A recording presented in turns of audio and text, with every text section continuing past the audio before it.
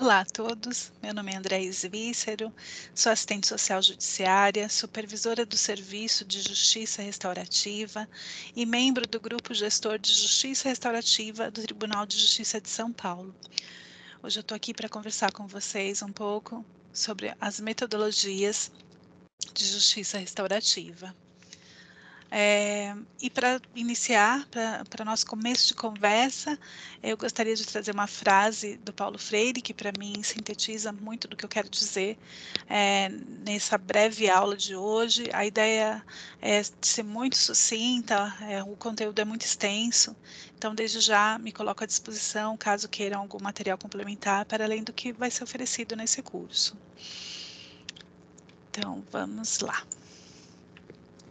Se na verdade não estou no mundo para simplesmente a ele me adaptar, mas para transformá-lo, se não é possível mudá-lo sem certo sonho ou projeto de mundo, devo usar toda a possibilidade que tenha para não apenas falar de minha utopia, mas para participar de práticas com ela coerentes. E é assim que a gente inicia a nossa aula.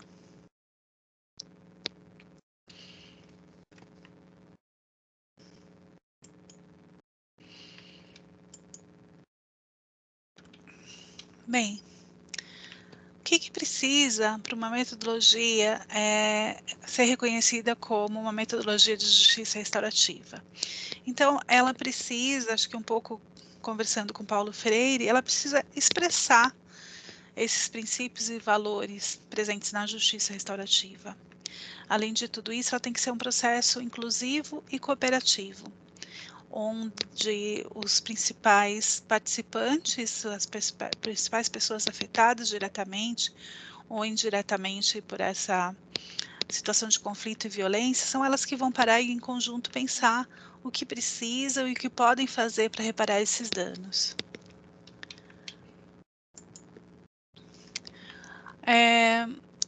Nós vamos falar principalmente de 4 metodologias que são as mais conhecidas aqui no Brasil, são as mais praticadas, tanto em São Paulo como em todo o país.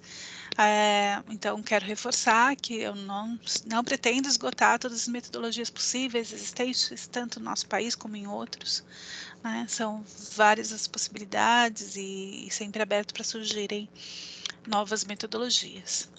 Então, eu vou estar falando sobre os pontos comuns entre essas 4, e depois a gente vai ver um pouquinho de cada uma, especificamente. Então, vamos lá.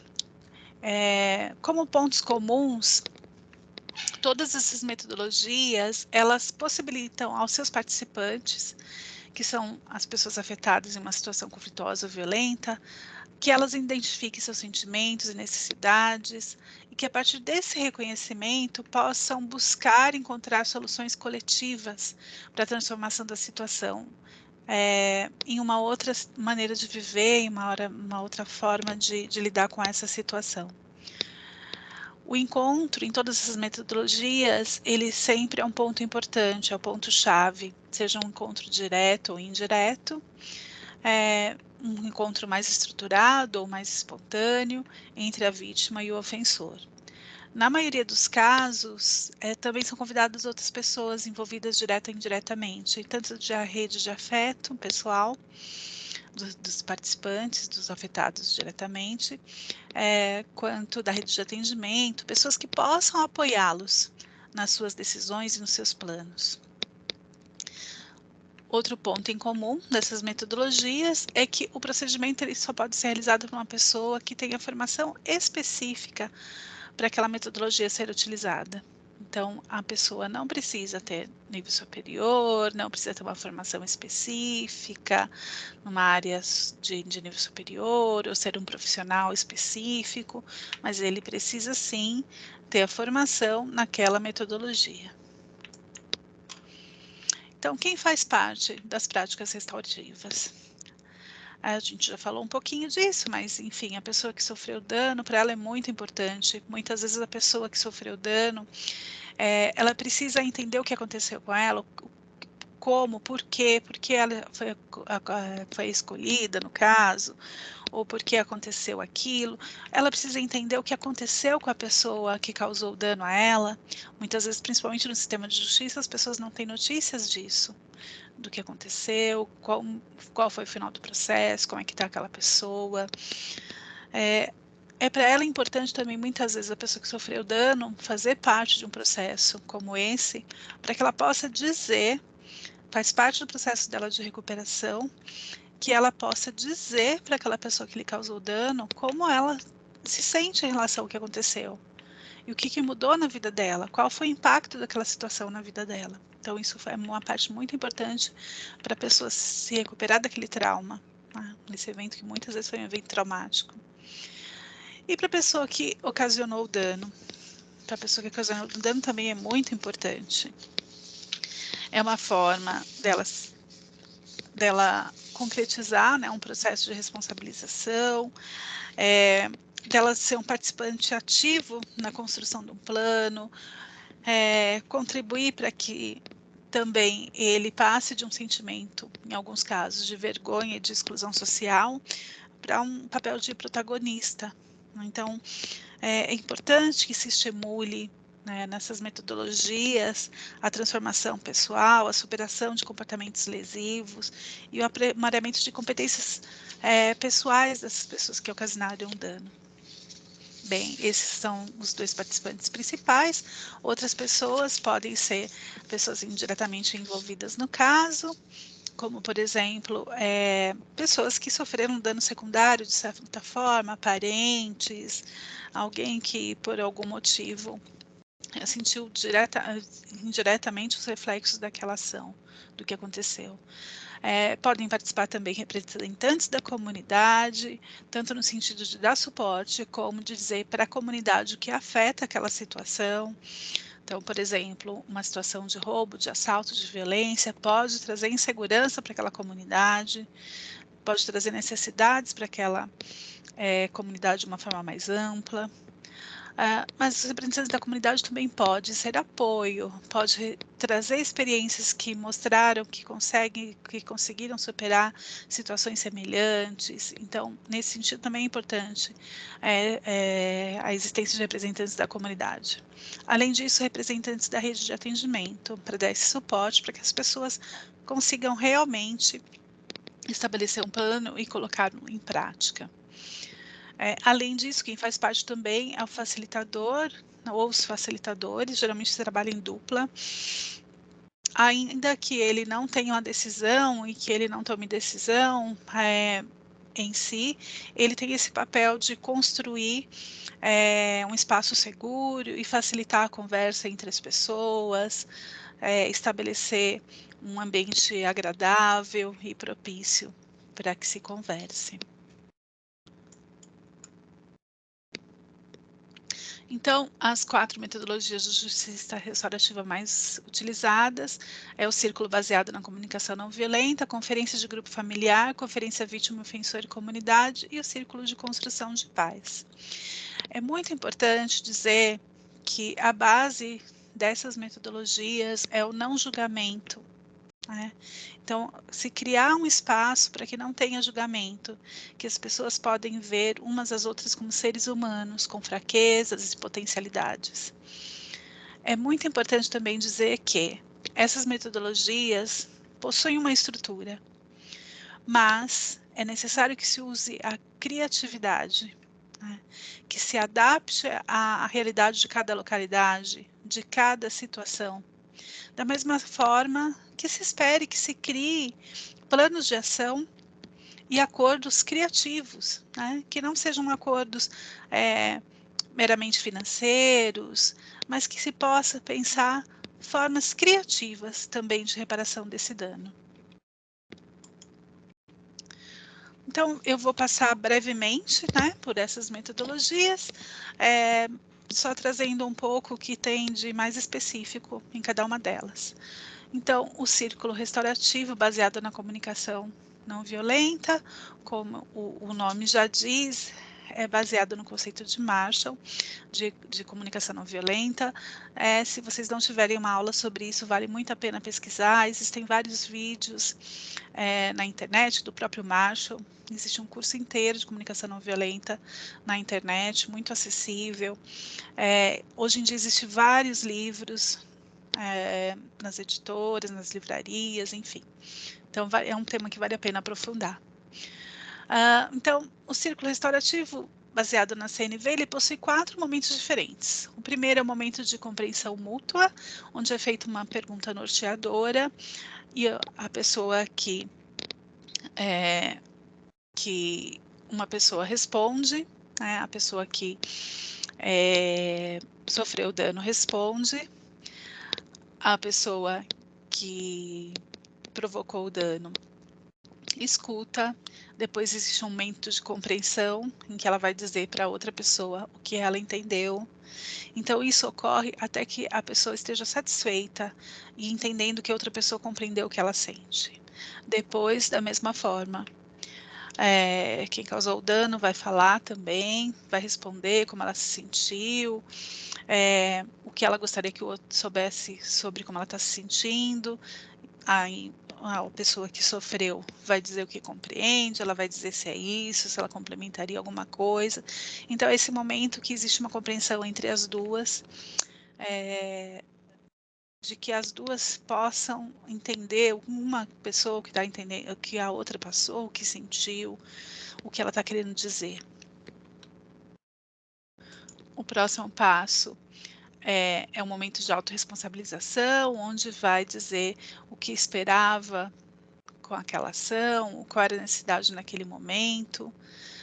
O terceiro momento é o momento do acordo, e aí envolve toda a comunidade, os apoios, né? Então, todos devem oferecer algo visando a construção de planos de ação. E esses planos de ação podem ser individuais, podem ser coletivos, para atender às necessidades que foram reveladas tanto naquele momento de autorresponsabilização, quanto no momento de compreensão mútua. E depois o momento de finalização, que é a parte que tem os agendamentos, os agradecimentos, as despedidas, e caminha para um encerramento mais informal.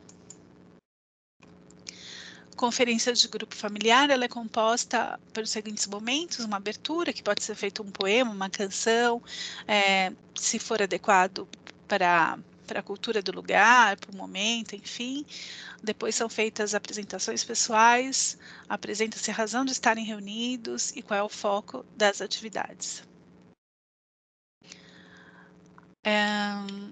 E aí vai para uma fase de compartilhamento das informações. É lido o resumo dos fatos que devem se basear na acusação, que são previamente assumidos, né, pelo ofensor, já no pré-encontro, pré-conferência.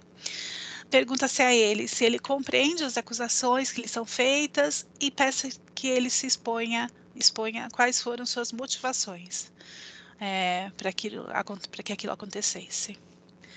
Após esse período, a vítima pode relatar como ela viveu essa experiência, quais foram os impactos desse ato para ela, para sua vida. A pessoa que causou dano poderá, depois de ouvir a vítima, né, ouvir como se sentiu ao ouvir o que ela sente e se compreendeu, o que ele compreendeu da sua fala. Então, a partir desse momento se envolve as famílias, né? Pede-se à família do ofensor e a ele que se reúnam e façam um resumo, se tem alguma informação que gostariam de acrescentar e o que esperam da conferência. O coordenador ele vai fazer um resumo do que foi falado e abre a oportunidade aos suportes para oferecerem contribuições também. Então, é nesse momento que a comunidade, a rede, também pode se manifestar. Depois tem o momento das deliberações familiares, então, basicamente, a família da pessoa que causou o dano, ela vai se reunir e vai pensar numa proposta de plano de ação, ou pelo menos umas linhas gerais de um plano de ação ou de um acordo, para apresentar para a família da pessoa que sofreu dano. A pessoa que sofreu dano se vai se reunir com a sua família, com suportes também, e vai nesse momento esclarecer quais são suas expectativas, quais são os desejos que gostaria que fosse incluído no plano de trabalho a ser elaborado. O próximo momento é o momento do acordo, em que então vai se cruzar o que as famílias oferecem, o que as famílias precisam. É convidado a propor ajustes, posteriormente pode vir outras contribuições dos demais presentes, aí vai se criando através do consenso um plano de ação, que é avaliado o tempo todo sobre essa viabilidade e se atende a todos, chegando-se à conclusão de que este é viável, decide-se como e por quem que será monitorado. Então, essa é uma parte interessante, porque essa é uma metodologia, a maioria das metodologias, círculo restaurativo, mediação vítima-ofensor, mesmo processo circular, geralmente são feitos através de um novo encontro do grupo. Já na conferência familiar, geralmente se trabalha com o acompanhamento de uma pessoa. Então, esse pós-círculo é feito através do acompanhamento, uma pessoa que vai monitorar. Pode ser ele o facilitador, pode ser alguém da rede, ou pode ser alguém da comunidade. Então, cabe lembrar que, nesse sentido, o plano redigido deve contemplar a reparação e a responsabilização, a partir da concordância de todos e da capacidade de cumprimento por parte do ofensor, sendo assinado por todos. Nos casos em que a vítima não está presente, ela será consultada sobre o atendimento de suas necessidades. A conferência familiar é a metodologia que abre mais espaço para uma participação indireta do ofensor. Então, tudo isso que foi dito com a presença do ofensor, ele pode fazer por escrito, ele pode deixar por escrito. E ele pode ser representado por sua família ou simplesmente o facilitador, o coordenador, elencar quais são esses desejos. O importante é dizer que, se a pessoa que sofreu o dano e sua família não está presente, eles devem ser consultados após a elaboração do plano, se ele realmente está coerente com o que eles precisam. Então, de qualquer forma, ainda que essa checagem, esse acordo não seja feito presencialmente, ele tem que ser feito. Tem que passar para a pessoa que sofreu o dano e seus familiares. Bom, então, no caso que estão todos juntos, o encerramento é semelhante à abertura. A conferência vítima, ofensor, comunidade, ela prevê encontros entre, como o nome diz, entre vítima, ofensor e comunidade. Eu acho que talvez pode já ter sido abordado, né? Esse termo vítima, ofensor, ele é muitas vezes utilizado como forma de simplificar, mas dentro da justiça restaurativa até essas nomenclaturas são muito questionadas, né? Muitas vezes é difícil entender, principalmente uma relação conflituosa, continuada, quem é vítima, ofensor, qual é esse papel. Corre-se o risco também de se rotular as pessoas e atribuírem rótulos, né, que não desgrudam mais. Então, é uma coisa para a gente pensar muito, mas aqui visando essa questão de simplificar, em algumas vezes a gente pode estar usando esse termo, né? Então gostaria de deixar explicado também. Então a conferência vítima, ofensor, comunidade, ela prevê encontros entre essas partes, de forma mais aberta, mais ou menos estruturada, sem muita interferência do facilitador, que permite os participantes chegarem ao resultado. Nessa metodologia existe um trabalho mais intenso no pré-círculo, na preparação das pessoas. Então a ideia é que as pessoas já estejam mais preparadas para o que pode acontecer, já com propostas mais elaboradas. As partes são incentivadas a contar suas histórias, fazer perguntas, descobrir a visão da outra pessoa sobre o que aconteceu, os impactos que sofreram e as implicações para as suas vidas. Ao final do diálogo, as partes decidem o que será feito. É estabelecido um acordo que é redigido e assinado ao final. Agora, a nossa última metodologia, que é o Círculo de Construção de Paz. Como eu já disse, ele é mais adotado pelo tribunal e por os outros estados também. Ela tem múltiplas aplicações à metodologia, que vão se adequando a cada tipo de processo circular. Então, o círculo de construção de paz, os processos circulares, como também é chamado, eles não são apenas utilizados para a resolução de conflitos ou transformação de conflitos, mas são utilizados também para diálogo, com finalidade pedagógica, para trabalhar o luto, pode ser trabalhado um círculo de compreensão antes que o conflito estoure, vamos dizer assim. Então, existe muitas formas de se trabalhar a convivência e o diálogo através do círculo de construção de paz. Então, isso é uma das questões que leva ele a ser um dos mais utilizados. Então, ele oferece uma ferramenta não apenas para transformação de conflitos, mas para que se trabalhe de forma preventiva. Então, os elementos estruturais, além do facilitador, que a gente já falou, né, do ponto comum com as outras metodologias, outros elementos estruturais que não pode faltar num processo circular são as cerimônias de abertura e finalização, a construção de valores e orientações, diretrizes, que ela é feita junto com todo o grupo, então não é uma coisa pré-determinada pelo facilitador, ela é construída. Essas orientações e diretrizes são lembretes das pessoas como devem se comportar umas com as outras durante esse diálogo.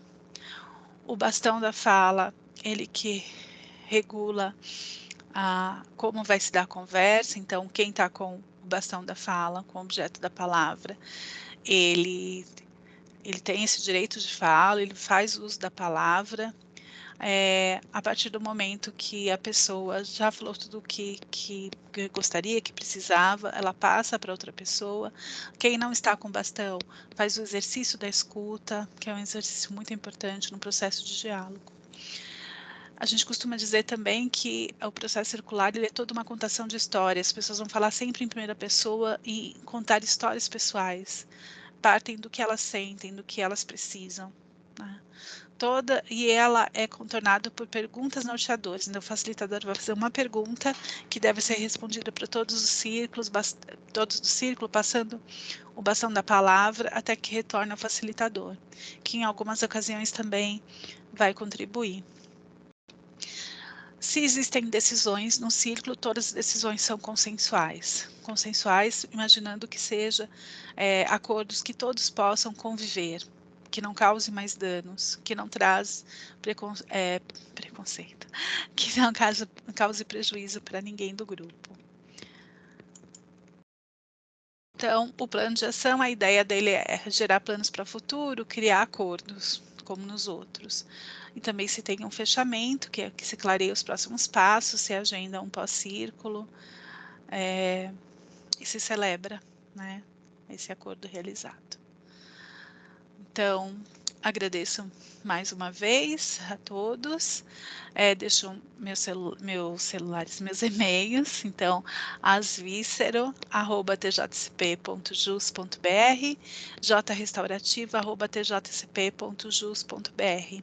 Esse é de toda a equipe. Então, vocês podem falar comigo ou com os demais membros do serviço, tá bom? Então, muito obrigada. Espero que tenha sido útil e esclarecedor.